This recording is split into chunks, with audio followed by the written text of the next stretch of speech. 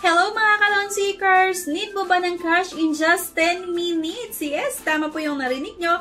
Pwedeng ma-approve ng ating loan application in just 10 minutes. Walang collateral at wala ding stress. And meron itong 0% daily interest rate. Kung first time mo nga na umutang dito. And eto pa mga kalon seekers ha, up to 50,000 pesos yung pwedeng mahiram dito. Pero syempre kapag first time mo na umutang dito, hanggang 15,000 pesos yung pwedeng mahiram.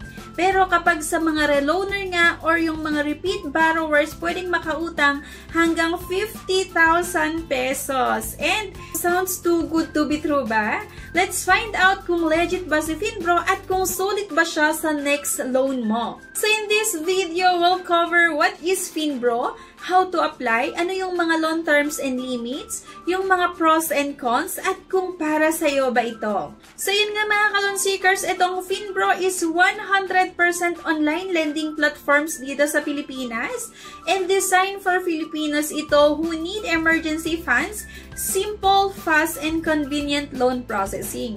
So, ito ngang Finbro ay managed by a registered and compliant financial entity. So, dito sa Finbro, you can receive your money in just 10 to 15 minutes lang with 0% daily interest for qualified users. So, para nga malaman mo kung qualified ka, i-check mo lang to, mga kalon seekers. Dapat Filipino citizen ka. Yung edad mo ay nasa bracket ng 20 to 65 years old with valid government-issued ID. Meron kang stable source of income. It's either employed ka, freelancer, or self-employed. Dapat meron ka ding bank account or e-wallets. Ang good news nga dito sa Finbro ay walang collateral. So, hindi mo kailangan i-collateral yung titulo ng iyong lupa. Hindi mo kailangan i-collateral yung ORCR ng motor mo or yung sasakyan mo or yung tricycle mo kasi wala itong collateral. So, magbe-base lang itong Finbro ng amount na i-approve nila doon sa mga infos na isa-submit mo. Dito nga din, no credit history required. Pwede ka kahit first timer ka pa lang. So dito nga, ulitin ko ulit, sa mga first time na gustong manghiram dito sa Finbro, pwede kang makautang hanggang 15,000 pesos. At para naman sa mga returning borrower, ay pwede kang umutang hanggang 50,000 pesos. At para naman sa long terms, pwede nating bayaran hanggang 12 months. Pero kasi kapag first time nyo nga na manghiram dito, ay nag-o-offer ng mas mababang payment terms nga, like 1 month. At meron itong 0% daily interest sa mga first-time users nga at 100% online. So, no physical paperwork or branch visit. Maganda pa dito sa Finbro ay fast approval plus no daily interest rate. So, sulit ito lalo na sa mga pang-emergency na pangangailangan. Para nga kayo ay makautang dito sa Finbro, go to the Finbro website. So, ilalagay ko na lang din yung link sa comment section. So, pwede nyo i-click yung link na yan para ma-route nga kayo dito mismo sa website nga ng Finbro. And use the official link in the description ha mga kalon seekers para dun talaga kayo sa official Finbro website nga makapag-apply. Diba? Kasi minsan, sa dinami-dami ng mga nagsisisulputan na iba't ibang mga pautangan online ay abay mahirap talaga malaman kung saan nga ba yung totoo at sa hindi. So number 2 nga mga kalon seekers, register nga lang tayo using your mobile number or yung email nga. At number 3, i-fill out nga lang natin yung personal and employment details. 4, upload nga lang natin yung photo of your valid ID.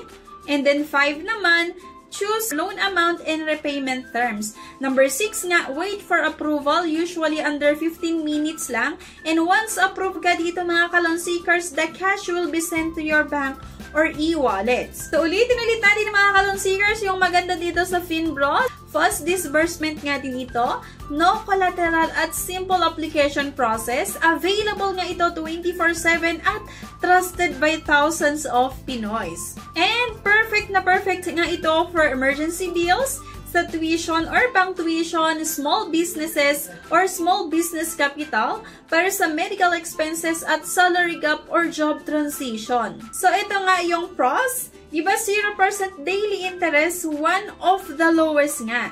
Instant cash in 10 to 15 minutes lang and loans up to 50,000 pesos. No collateral or credit score needed. Fully online and mobile friendly ito mga ka-loan seekers. Pero syempre hindi pa rin nawawala yung cons sa isang pautangan online. So dito nga meron itong higher loan limits only for returning borrowers. So kapag first time mo na umutang, mas mababa nga yung ino-offer kasi hanggang 15,000 pesos lang. Meron itong late payments na may result in penalties. So kailangan kapag umutang ka dito, make sure na makakapagbayad ka on or before yung due date para hindi ka magkaroon ng penalties or yung mga late payment charges. Kasi kapag na-delay ka nga sa pagbabayad ng iyong utang, doon tayo talaga nalulubog nga. Kasi di ba malaki or tataas ng tataas yung mga late payment fees. So first time applicant nga dito may get limited offer. So sabi ko kanina, mas mababa yung pwedeng mautang kapag first time mo nga namang hiram dito. And yung terms may vary depending on risk profile. Kaya nga mga ka-loan seekers, isang tips lang ha, always borrow what you can repay para smooth ang next loan mo. So sa mga nagtatanong kung legit nga ba itong si Finbro, yes naman, legit naman ito kasi Finbro is registered naman and operates legally nga dito sa Pilipinas. And pwede ngang maaprubahan yung loan natin within 10 to 15 minutes lang. Meron itong penalties at possible impact sa future application mo. Kaya make sure mga ka-loan seekers na magbayad nga tayo on or before yung due dates. So yes, mga ka-loan seekers, para sa mga returning customers, you can get up to 50,000 pesos. Kaya nga if you're looking for fast approval, no collateral, low interest, and up to 50,000 cash, then Finbro is definitely worth considering. You just need to make sure to borrow responsibly and check the loan breakdown before you confirm. Kaya nga mga ka-loan seekers, kung urgent talaga ang pangangailangan mo and you want a legit loan providers na mabilis, walang stress at transparent, then try Finbro today. Then click mo nga lang yung link na makikita sa comment section, then fill up the form in just 7 minutes and you can get your cash in as fast as 10 to 15 minutes. Kaya nga mga ka-loan seekers, don't forget to like this video. Sana mag-subscribe na rin po kayo for more loan tips and comment if may tanong ka or experience ka with Finbro. So again, this is Yana reminding you, borrow smart, pay on time, and live worry-free. Salamat sa panonood and kita-kits sa next video. Bye! Subscribe na para makasali sa pa-GCash at cellphone giveaways na mai-announce every 25th of the month. Mechanics. 1. Find the 3 words in this video. 2. I-comment ang 3 words in order. 3. Like this video, subscribe, comment, and share. If declined sa bank and other loan apps, pwede niyong subukan yung ibang options. See the links sa description at sa comment section below. Click the link and apply. Disclaimer, try or apply at your own risk. Let's get back to the topic. No time to apply for a bank personal cash loan? Yana's here to help you. I assist pre-qualified clients with basic monthly income at least 25,000 per month. Hassle-free at walang fee. Lahat ng process sa bank gagawin. 2 to 5 banking days lang approval. Loan up to 2 million. Email amawanyana@gmail.com or message my FB page, Yana Insta Review. Note, qualifications may vary subject to the bank's terms and policies.